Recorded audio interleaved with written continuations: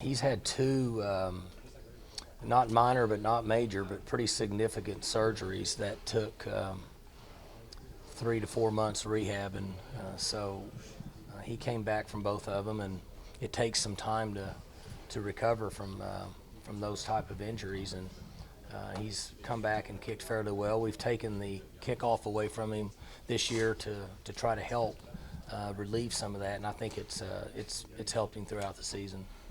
Why do you think he's been so consistent over his career? I just, he's motivated and he works at it. Those guys study their own tape, like I was mentioning earlier, and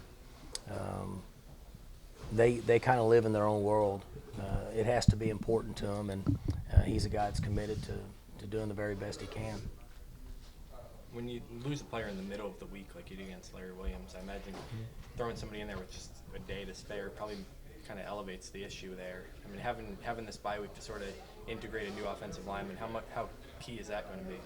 Well, the bye week is coming at a good time for us. We have a number of guys that are beat up. Mentally, I think they're drained. Fortunately, we had Mike, and we could put him in there as a starter, and he's got, I think, over 20 starts in his career, but we really haven't worked him at guard very much, and so we weren't at our best, in my opinion. We weren't even as good as we were the 3 weeks before that. So this week allowed us to prep him, and Larry will be out at least a month. So we've committed him to the guard position, and he should be better against Kansas. To have a guy like Mike who's versatile enough to play guard or tackle, is that important when you're talking about depth, guys who have a little bit of range? Well, we have Jesse that can play also, but Mike gives us a little more strength in there. And early in the year we talked about having really 6 linemen that we felt comfortable with, so fortunately we're able to slot him in. You seem to be especially relaxed in August with the state of your team, the state of your program. Now you're halfway through this season. You still seem relaxed. Well, I'm comfortable with where we're at. We've played pretty well at times, and if we didn't, we were able to identify why we didn't play well, and then there's a solution. If there's a solution to the issues that we have in whatever phase of the game, then I'm okay with that because we can coach and teach it, and the players will commit themselves to getting better. I'm not very relaxed when I don't have an answer for what would be football that's not quite up to par here.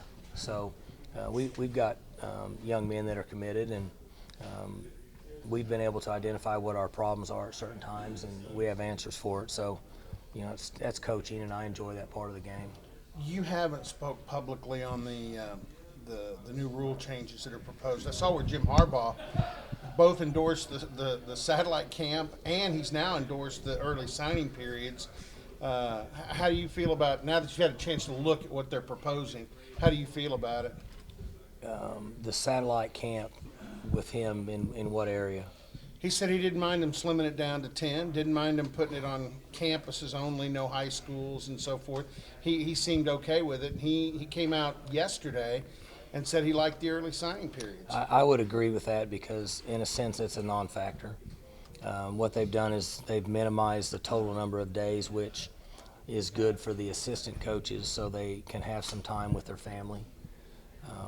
It's never been an issue here because we work our schedule around family time. In the early signing period, in my opinion, anybody at our level that doesn't agree with that, I would like to have a debate with them on why they didn't agree with that. It does. It financially helps schools involved, so it's going to save money. For some of the bigger schools, that may not be a factor, but it is for the other ones. They need an opportunity to save money. And secondly, it won't eliminate, but I think it'll greatly reduce cheating in recruiting.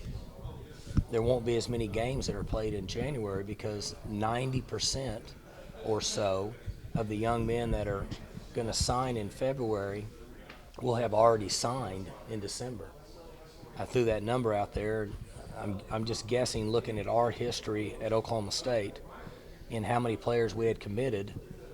in the middle of December, 80 to 90% of your class. So if it saves money for the athletic departments and it greatly reduces cheating, then I can't imagine that it wouldn't be good for college football. Is this a big recruiting week for you guys with the bye week? I mean, we have Every- coaches at games every Friday night, or is this week the same as any other in terms They're of they're all out. They'll take off tonight, and they'll work Thursday, Friday, some of them Saturday, just depending on who they're seeing and where they're at. Robert brought up satellite camps. Could you put a percentage on the number of your kids who you evaluated at satellite camps? Do most all of them at some point you see them at one, or is it hard to say what that number would be? I would say that 95% of the players that we sign over the last 8 years, we've seen in either a satellite camp or the same camp that was on our campus. Any updates on Marcel Aitman? He's doing good. He was running. He was running today. He's in a week-to-week mode now. They're going to start doing change of direction next week is what I was told. And from that point on, he'll have a pretty good idea of where he's at. You mentioned the team being a little bit mentally drained. You thought the players. Do you think that's even more so because of, I guess, the way so many of the games this first half of the year have gone? Well, there's 10 weeks. They had all of August, all of September, half of October, and then this season with the Central Michigan situation, playing well enough to win at Baylor, with the exception of about 5 plays. Obviously at Pitt, and then a big win for these guys over Texas because it's big for them when they beat Texas because most of them are from there. And then coming back from as far as we did last week, it's just a lot of wear and tear on them mentally. And so it came at a good time for us. I think Robert asked a week ago whether I would prefer to have it earlier. I think that if you build it for success, it'd be after week 4. But it is what it is. It's okay. I'm glad we've gotten to this point to where our players should be fairly healthy next week for practice.